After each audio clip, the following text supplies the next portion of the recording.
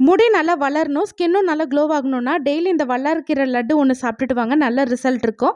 இதை ரெடி பண்ணுறதுக்கு வல்லாரக்கீரையை நல்லா கழுவிட்டு தண்ணி இல்லாமல் வடித்து எடுத்துக்கோங்க. இது அப்படியே நிழல்ல ஒரு 4லேருந்து 5 நாளைக்கு காய வச்சிட்டிங்கன்னா இந்த அளவுக்கு நல்லா காஞ்சிரும். அடுத்து ஒரு பேனில் முந்திரி, பாதாம், வேர்க்கடலை, உப்பு கடலை சேர்த்துட்டு மீடியம் ஃப்ளேமில் நல்லா வறுத்துட்டு தண்ணி ஒரு பிளேட்டுக்கு மாற்றிடுங்க. அதே பேனில் வெள்ளை எள்ளு, வாசனைக்கு சுக்கு, ஏலக்காய் சேர்த்துட்டு இதையும் நல்லா வறுத்துட்டு ஒரு பிளேட்டுக்கு மாற்றிடலாம்.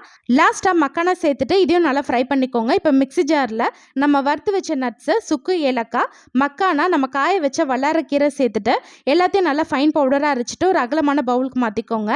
இப்போ பாகு ரெடி பண்ணுறதுக்கு 3/4 கப் நாட்டு சக்கரை, 1/4 கப் தண்ணி சேர்த்துட்டு அரை கம்பி பதம் வர அளவுக்கு குக் பண்ணிக்கோங்க.